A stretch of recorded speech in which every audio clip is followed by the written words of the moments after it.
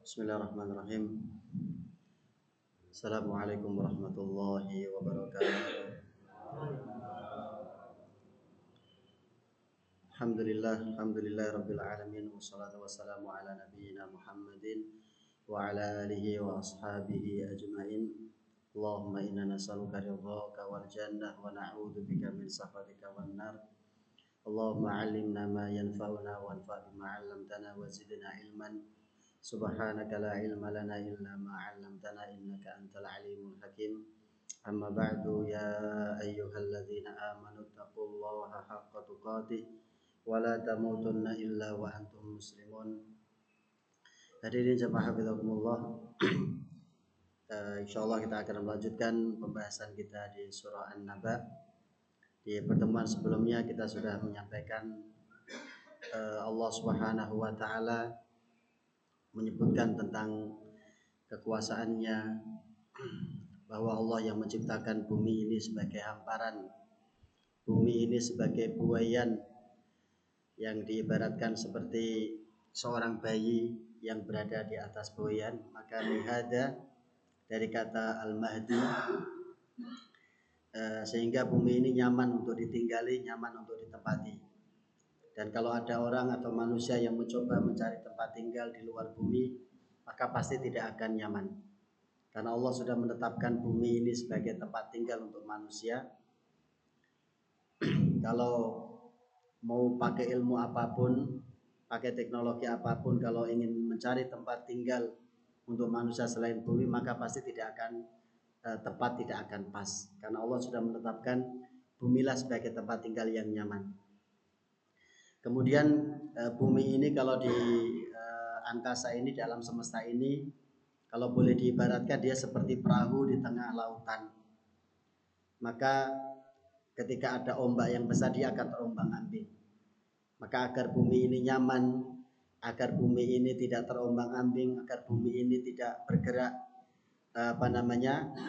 dengan gerakan yang tidak teratur, maka perlu sesuatu untuk membuat bumi ini bergerak dengan lembut, dengan halus. Ibarat perahu tadi atau kapal, maka dia butuh pemberat agar kapal ini tidak mudah terombang-ambing. Maka wal jibala autada, Allah jadikan gunung-gunung sebagai pemberat untuk bumi, sebagai pasak untuk bumi, agar perputaran bumi ini menjadi lembut, menjadi halus, sehingga kita yang tinggal di atasnya hampir-hampir tidak terasa. Padahal bumi ini berputar terus, tapi karena adanya gunung-gunung yang menjadi pemberat untuk bumi, beban untuk bumi, pasak untuk bumi, sehingga bumi ini menjadi berputar dengan sangat lembut. Kemudian setelah Allah menyebutkan tentang tempat tinggal, yaitu bumi, maka Allah menyebutkan wa khalaqnakum azwaja, dan kami menciptakan kalian berpasang-pasangan, baik laki-laki maupun perempuan, kemudian kaya, miskin, dan sebagainya. Ada yang susah, ada yang mudah, dan seterusnya. Semua pasangan ini, azwajan ini, tujuannya adalah untuk melestarikan jenis manusia. Maka tidak dibenarkan kalau ada pernikahan sejenis itu, tidak mungkin. Kalau itu dilegalkan, kalau itu dilakukan, maka jenis manusia ini pasti tidak akan tidak akan lestari, atau bisa jadi malah punah. Maka ketika Allah sudah menetapkan penciptaan kalian untuk berpasang-pasangan, maka berpasang-pasangan ini untuk agar jenis manusia ini bisa terus berkembang biak, terus lestari, terus memperbarui keturunannya. Setelah Allah Subhanahu wa taala menyebutkan tentang sebab keberadaan manusia ini biar lestari, biar terus-menerus ada, maka di ayat berikutnya Allah Subhanahu wa taala menyebutkan perkara yang membuat fisik manusia ini biar sehat, biar awet, tidak rusak. Maka Allah menyebutkan nanti tentang urusan tidur. Bayangkan urusan tidur sampai dibahas di Al-Quran, maka tidur bagi manusia sangat penting. Tapi kita lihat nanti apa fungsi tidur ini. Wa ja'alna naumakum subata, dan kami jadikan tidur kalian itu sebagai subata. Di ayat yang lain Allah sampai menegaskan bahwa urusan tidurnya kalian itu bagian dari kekuasaan Allah. Wa min ayatihi manamukum bil-lail. Jadi Allah itu sampai menyebutkan kalian tidur di malam hari itu Allah yang membuatnya, Allah yang memberikannya, dan itu sebagian dari tanda-tanda kebesaran Allah. Urusan cuma tidur. Wa min ayatihi manamukum bil-laili. Di antara tanda-tanda kekuasaan Allah adalah tidurnya kalian di malam hari itu. Lihat, Allah sudah menegaskan tidur itu di malam hari. Nah, nanti di ayat setelahnya disebutkan wa ja'alna naumakum subatan, dan kami jadikan tidur kalian itu sebagai subata. Subata memiliki akar kata yang sama dengan sabat. Kita pernah mendengar yaumus sabat.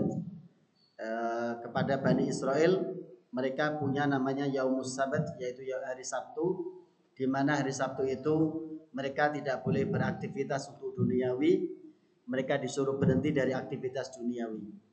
Maka subata di sini secara bahasa atau sabat secara bahasa adalah al-qat'u, berhenti, terputus. Nah, nanti disebutkan terputus dari apa.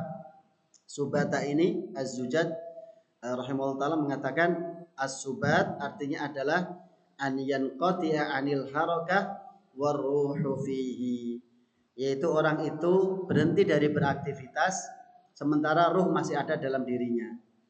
Jadi orang berhenti. Kalau pas tidur dia tidak beraktivitas, organnya tetap berfungsi, organ-organ tertentu berfungsi, tapi untuk organ yang lain, badan, tangan dan sebagainya disuruh berhenti. Untuk tadi ya, fungsinya adalah untuk menjaga agar fisik ini tidak rusak. Kalau tadi penciptaan berlainan jenis itu untuk menjaga keturunan dari jenis manusia agar langgeng, maka tidur ini untuk menjaga fisik manusia agar tidak rusak. Dan tidur ini merupakan hak.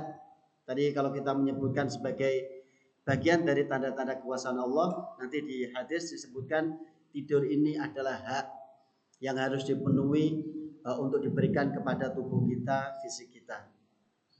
Tentu kita pernah mendengar kisah misalkan 3 orang sahabat yang datang kepada Nabi, datang ke rumah Nabi, tidak bertemu dengan Nabi, kemudian bertemu dengan istri Nabi.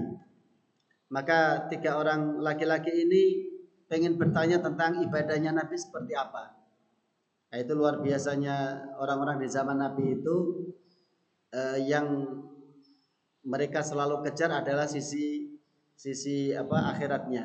Jadi mereka sampai bertanya untuk mengukur sebenarnya ibadah yang kita lakukan ini sudah baik atau belum, sudah banyak atau belum. Maka 3 orang laki-laki ini datang ke rumah baginda Nabi SAW, tapi tidak bertemu dengan Nabi, bertemu dengan Ummahatul Mukminin. Kemudian mereka bertanya tentang ibadah Nabi. Begitu diceritakan tentang ibadah Nabi, kesimpulan mereka salah. Sampai-sampai mereka keluar dari rumah Nabi, kemudian mereka mengatakan, kalau begitu ibadah kita belum apa-apa ini. Maka mulai sekarang aku akan niatkan, aku akan puasa terus menerus dan aku tidak akan berbuka. Orang pertama. Orang kedua, aku akan qiyamul lail terus untuk malam hari dan aku tidak akan tidur. Orang ketiga, aku ingin menjauhi wanita, tidak menikah. Maka kalimat ini terdengar, kemudian nanti begitu baginda Nabi datang disampaikan. Tadi ada 3 orang bertanya tentang ibadah engkau Rasulullah, dan kesimpulannya mereka salah. Dalam mengambil kesimpulan, mereka mengatakan yang pertama, rasa-rasanya ibadah kita tidak ada apa-apanya, maka aku ingin berpuasa terus-menerus dan aku tidak akan berbuka. Yang kedua, aku ingin sholat malam dan tidak akan tidur. Yang ketiga, aku tidak akan menikahi wanita karena bisa menyita atau mengganggu ibadahku kepada Allah Subhanahu wa taala dan seterusnya. Maka Nabi mengatakan, dipanggil tuh 3 orang itu. Dipanggil, disuruh datang ke rumah Nabi, kemudian disampaikan, kalian yang mengatakan begini-begini, ya wa Rasulullah. Maka Rasulullah memberikan pemahaman yang benar. Dimulai dengan kalimat beliau, demi Allah, aku ini adalah orang yang paling takut kepada Allah dan orang yang paling bertakwa kepada Allah. Ini sudah tidak bisa dibantah. Jadi kalimat beliau yang pertama menegaskan, aku adalah orang yang paling takut kepada Allah dan paling bertakwa. Tetapi aku juga puasa dan aku juga berbuka, tidak puasa terus-menerus. Aku juga sholat qiyamul lail dan aku juga tidur. Tidak sepanjang malam tidur sholat terus ya. Wa atazawwajun nisa, dan aku juga menikahi wanita. Maka kesimpulan beliau di akhir, maka barang siapa yang tidak senang dengan sunnah-sunnahku ini, jadi sunnah itu tidak melulu yang ada di masjid. Mengikuti pola Nabi, cara hidup Nabi itu juga bagian dari sunnah. Tadi kan puasa jelas, sholat malam iya, menikah dengan wanita itu juga bagian. Maka beliau menutupnya dengan faman raghiba an sunnati falaisa minni, barang siapa yang tidak suka dengan sunnahku maka dia bukan termasuk umatku. Jadi Nabi menyebutkan kalimat tidur, artinya harus ada keseimbangan. Ibadah iya, tapi memberikan hak untuk badan juga iya. Makanya nanti di kisah yang lain, sahabat mulia Abu Darda dan Salman Al-Farisi radhiyallahu anhuma, jadi mereka dipersaudarakan oleh Nabi, yang satu asalnya Persia, Abu Darda asli Madinah. Maka mereka dipersaudarakan, saking luar biasanya persaudaraan ini, bahkan mereka saling menasihati dalam urusan keluarga. Jadi satu ketika Salman Al-Farisi berkunjung ke rumah saudaranya ini Abu Darda. Abu Darda sedang tidak ada, bertemu dengan istrinya. Beliau perhatikan istrinya banyak berubah. Istrinya Abu Darda berubah dan tidak terurus. Maka ditanya, sebagai seorang saudara, dia perlu bertanya tentang urusan keluarga saudaranya. Wahai Ummu Darda, aku melihatmu kok berubah, tidak terurus seperti itu. Kenapa? Maka Abu Darda menyampaikan, kalau bahasa kita hari curhat kepada saudara dari suaminya ini, tanyakan kepada suamimu itu, tanyakan kepada saudaramu itu Abu Darda. Dia menjadi orang yang seolah-olah tidak butuh dengan dunia. Dia selalu puasa dan jarang berbuka. Dia habiskan waktu malamnya untuk qiyamul lail dan tidak istirahat, tidak tidur. Begitu seterusnya. Sampai istrinya diabaikan. Maka melihat keadaan seperti ini, maka Salman kemudian memanggil saudaranya. Sengaja Salman nginap di rumahnya. Kemudian nanti Salman di pagi hari, ketika Abu Darda mau puasa, maka oleh Salman, tidak, ayo kita makan. Kemudian tidak jadi puasa, maka di malam harinya juga begitu. Baru mapan mau tidur, Salmannya mau tidur, Abu Darda sudah mau bangkit untuk sholat. Maka oleh Salman diingatkan, tidak, tidur dulu. Begitu tidur sebentar, Abu Darda terbangun lagi pengen sholat, maka oleh Salman ditegur lagi, tidak, sekarang tidur. Sampai nanti setengah malam berlalu, begitu Abu Darda mau bangun sholat, maka dibiarkan oleh Salman. Sekarang silahkan kalau mau sholat. Tapi di awal malam tidak, gunakan untuk istirahat. Maka kemudian nanti di pagi harinya Salman menyampaikan nasihat kepada Abu Darda, inna li rabbika 'alaika haqqan. Sesungguhnya Rabbmu punya hak atas dirimu yang harus kamu penuhi. Wa inna li ahlika 'alaika haqqan. Keluargamu juga punya hak yang harus kamu turuti, kamu penuhi. Wa inna li jasadika 'alaika haqqan. Dan badanmu itu juga punya hak yang harus kamu penuhi. Kemudian kalimatnya yang ini terakhir, fa'ati kulladzi haqqin haqqah. Maka berikan hak kepada yang berhak. Badan punya hak, maka berikan haknya untuk istirahat. Keluarga punya hak untuk perhatikan, maka perhatikan. Abu Darda tidak terima kan, karena yang bilang saudaranya dituruti di rumahnya. Tapi begitu nanti Salman pulang, Abu Darda ngadu kepada Nabi SAW, ya Rasulullah, Salman datang ke rumahku dan melihat keluargaku, kemudian dia menyuruhku begini dan begitu seterusnya. Maka justru baginda Nabi SAW membenarkan apa yang dilakukan oleh Salman, bahwa tadi ya, masing-masing punya hak yang harus dipenuhi. Kalau melebihkan haknya kepada sesuatu, maka yang lain pasti akan terkurangi haknya, dan itu termasuk kezaliman. Jadi kezaliman itu ketika kita melakukan sesuatu tidak sesuai dengan porsinya. Ada yang berlebihan, sementara yang lain kurang. Dan urusan tidur ini babnya bukan seberapa banyak atau seberapa sedikit. bukan berapa lama kita tidur. Jadi tidur yang ideal itu ukurannya bukan waktu. Ukurannya bukan waktu, tapi kalau kita mau tahu maka berkacalah kepada para nabi, terutama baginda Rasulullah Shallallahu Alaihi Wasallam. Di surah Al-Muzammil sudah ditegaskan kapan waktu tidur itu, kapan waktu qiyamul lail. Ya ayyuhal muzammil qumil laila illa qalila nisfahu awin qus minhu qalila.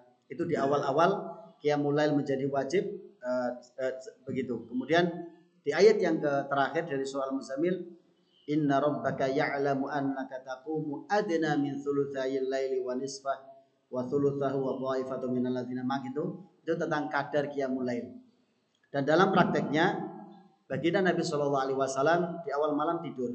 Bahkan beliau membuat kaidah Nabi tidak suka tidur sebelum isya dan tidak suka bergadang setelah isya. Jadi saya ulangi, ini kaidah dari Nabi Shallallahu Alaihi Wasallam, dan kita tahu Nabi orang yang paling prima fisiknya, paling sehat fisiknya, dan kita pernah menyebutkan umur 59 tahun kurang lebih beliau masih melakukan perang Tabuk dengan jarak yang luar biasa perjalanannya di musim panas dan sebagainya. Itu menunjukkan fisik Nabi sangat-sangat prima, sangat luar biasa. Jadi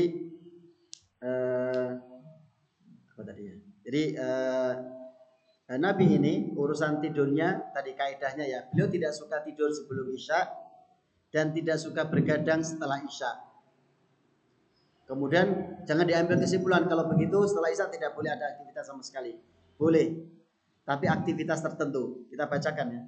Aktivitas apa saja yang diperkenankan untuk melek, bergadang setelah isya. Di antara aktivitas yang boleh dilakukan malam, bahkan bergadang, bahkan sampai subuh. Tapi tentu ini tidak setiap malam. Di antara aktivitas yang diperbolehkan untuk dilakukan di malam hari dengan bergadang itu diantaranya adalah menuntut ilmu. Kalau di malam hari melek untuk menuntut ilmu maka dipersilahkan. Ulama sangat memperbolehkan. Bahkan waktu malam itu waktu yang sangat istimewa untuk belajar, untuk menuntut ilmu. Sayangnya di kita tidak dipraktekkan. Kemudian kedua qiyamul lail, nah, itu jelas. Yang ketiga adalah murojaah. Murojaah hafalan kita maka dilakukan di malam hari, bahkan semalam full juga boleh. Kemudian yang boleh dilakukan yang lain adalah mengeluarkan sedekah sir, sedekah yang dilakukan dengan sembunyi-sembunyi atau rahasia, maka silakan dilakukan. Dan itu waktu yang paling bagus karena untuk menjaga keikhlasan kita.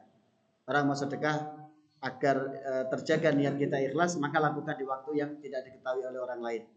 Dan di antara yang boleh dilakukan juga di malam hari adalah tadabbur atau tafakkur. Dan yang ini jarang dilakukan adalah memenuhi kebutuhan manusia dengan tersembunyi-sembunyi. Artinya orang punya kebutuhan nih. Kita tahu si fulan tetangga kita punya kebutuhan, maka kalau kita ingin bantu maka lakukan di malam hari. Karena itu menjadi kebiasaan yang dilakukan oleh diantaranya Khulafaur Rasyidin Umar bin Khattab radhiyallahu anhu. Beliau biasa jalan di malam hari untuk mencari. Jangan-jangan di malam itu ada rakyatnya yang belum makan. Jangan-jangan di malam itu ada orang punya kebutuhan yang kekurangan yang perlu dibantu. Makanya Umar biasa ngajak asistennya untuk berkeliling di malam hari ke rumah-rumah warga untuk mencari tahu. Maka kita tahu kan ada kisah seorang wanita yang memasak tapi yang dimasak batu. Ya itu ketawanya di malam hari. Ketawanya di malam hari, bukan di siang hari. Jadi seorang wanita yang ingin melahirkan tapi tidak ada yang membantu. Umar yang membantu, bukan bantu melahirkannya. Begitu ketahuan mau melahirkan maka dia segera pulang memanggil istrinya, yaitu putranya Ali bin Abi Thalib, kemudian dipanggil untuk membantu persalinan. Sementara Umar menyiapkan air hangatnya, menyiapkan makanan nanti kalau sudah lahir dan sebagainya.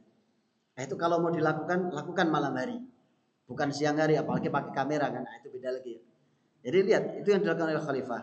Kalau mau dilakukan malam hari silahkan. Dan itu sudah dilakukan oleh orang terbaik setelah Rasulullah SAW, setelah Abu Bakar, yaitu Umar bin Khattab radhiyallahu anhu. Jadi urusan tidur itu bukan masalah seberapa banyak. Nabi itu tidurnya sedikit, tapi sedikit ini sangat berkualitas. Nah, itu yang penting. Sedikit sangat berkualitas. Karena tadi kalau kita pakai panduan surah Al-Muzammil tadi, kalau malam itu mulai dari matahari terbenam kemudian sampai terbit fajar, tinggal dibagi dua. Tinggal dibagi dua, maka kalau mau bangun di setengah malam ya dibagi dua. Kalau jam 6 sampai jam 5 katakan, maka ada kurang lebih 11 jam ya, 5 jam setengahnya di jam berapa? Setengah 12 misalkan atau jam 12, maka jam 12 itu kalau mau mulai bangun silakan bangun. Tapi sebelum itu gunakan untuk istirahat. Gunakan untuk istirahat, berikan hak untuk tubuh kita beristirahat. Jadi Allah jadikan waja'alna naumakum subata, dan kami jadikan tidur kalian itu sebagai rehat, sebagai istirahat, berhenti dari beraktivitas. Nah, kalau ditanyakan, nah kalau orang yang kerjanya malam bagaimana? Maka harus dicari solusi. Dicari solusi untuk berusaha bagaimana biar pekerjaannya ini beda di pagi hari. Karena ini melawan sunnatullah, melawan aturan Allah, yang pasti hasilnya tidak akan baik. Orang mengatakan, enggak saya kuat kok, malam melek, pagi aktivitas lagi masih kuat. Ya saat itu, tunggu nanti 5 tahun, 10 tahun, atau nanti yang pasti begitu melawan sunnatullah, pasti akan ada harga yang harus dibayar, dan itu harganya terlalu mahal untuk kesehatan kita. Maka sebisa mungkin kita mengikuti aturan Allah, dan itu yang terbaik. Kemudian setelah menyebutkan aktivitas untuk menyehatkan badan kita, menjaga agar fisik kita ini tidak gampang rusak, maka Allah yaitu tidur, maka Allah menyebutkan waktu yang terbaik untuk tidur, yaitu waja'alnal laila libasa, dan Allah jadikan waktu malam itu libasan, sebagai pakaian. Mengapa Allah menyebut malam sebagai pakaian? Pakaian itu kan fungsinya untuk menutupi. Jadi kalau seolah-olah begitu malam hadir ini, kegelapan malam itu menyelimuti bumi, menutupi bumi. Jadi kalau ada benda kemudian kita tutupi, nah maka itu sebagai libas. Dia menutupi sehingga tidak terlihat. Dan ini juga sebagai isyarat. Kalau istirahat yang nyaman, yang enak itu di malam hari dan dalam keadaan gelap. Karena tadi kan libas itu fungsinya menutupi sehingga tidak terlihat apa yang ada di dalamnya. Jadi, setelah menyebutkan tentang waktu istirahat, waktu tidur yang tepat yaitu malam, kemudian di ayat setelahnya Allah menyebutkan waktu untuk bangun, waktu untuk beraktivitas. Jadi ini indahnya aturan Allah. Jadi waktu istirahat sudah ditentukan, waktu bekerja, waktu untuk mencari penghidupan Allah sudah menetapkan. Wa ja'alna an-nahara ma'asya, dan Allah jadikan siang itu untuk ma'ash. Ma'ash itu dari kata aish. Aish itu artinya hidup, penghidupan.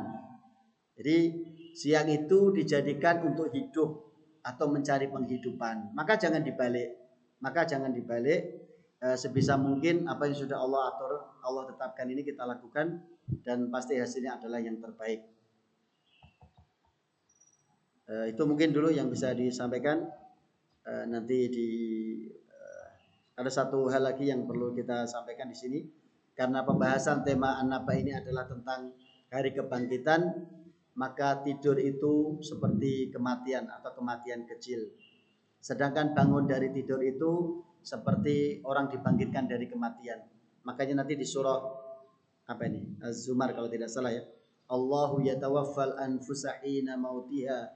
Allah itu mewafatkan jiwa seseorang, mewafatkan seseorang ketika memang sudah tiba waktunya. Kalau belum tiba ajalnya, maka dimatikan sementara. Wallati lam tamut fi manamiya. Kalau ajalnya belum tiba, maka dia dimatikan sementara, yaitu ketika dia tidur. Jadi tidur itu adalah kematian kecil. Makanya kalau kita bisa bangun tidur, setelah tidur kita bisa bangun, maka lafaz yang keluar pertama dari lisan kita adalah alhamdulillah. Segala puji bagi Allah, saya masih dihidupkan. Karena kalau tidak, khawatir nanti tidurnya selama-lamanya. Maka kalau kita masih diberi kesempatan bangun, itu artinya memang Allah masih memberikan waktu untuk kita. Begitu juga dengan doa mau tidur ya. Kita menyebut nama Allah dulu. Khawatir kalau tidur kita menjadi tidur terakhir, maka kita berharap tidur terakhir kita itu diawali dengan menyebut nama Allah. Bismika Allahumma amutu wa ahya, atau doa yang lain yang lebih panjang, Bismika Rabbi wada'tu janbi, dengan menyebut namamu ya Allah aku meletakkan lambungku ini. wa bika arfa'u, dan dengan menyebut namamu juga aku mengangkatnya atau bangun. In amsakta nafsi fahfadha, farhamha, kalau engkau mencabut nyawaku ini, maka rahmatilah nyawaku ini, rahmatilah, kasih sayangilah nyawaku ini. Wa in arsaltaha fahfadha bima tahfadhu bi ibadaka sholihin, kalau memang engkau cabut nyawaku ini, maka atau kalau engkau biarkan tetap ada dalam badanku, maka jagalah nyawaku ini dan badanku ini sebagaimana engkau menjaga hamba-hambamu yang sholih. Jadi doa mau tidur, doa bangun tidur sangat indah, luar biasa, mengingatkan kita agar kita selalu berjaga-jaga. Kalaupun itu menjadi tidur terakhir kita, maka kita awali tidur itu dengan menyebut nama Allah. Tapi kalau memang Allah masih memberikan kita kesempatan untuk bangun, maka kita perbanyak memuji Allah setelah dibangunkan oleh Allah Subhanahu wa taala. Ini mungkin yang bisa disampaikan, semoga ada manfaatnya. Kita cukupkan dengan doa kafaratul majlis. Alhamdulillah. Subhanakallahumma wa bihamdika asyhadu an la ilaha illa anta astaghfiruka wa atubu ilaik. Walhamdulillahirabbil alamin. Assalamualaikum warahmatullahi wabarakatuh.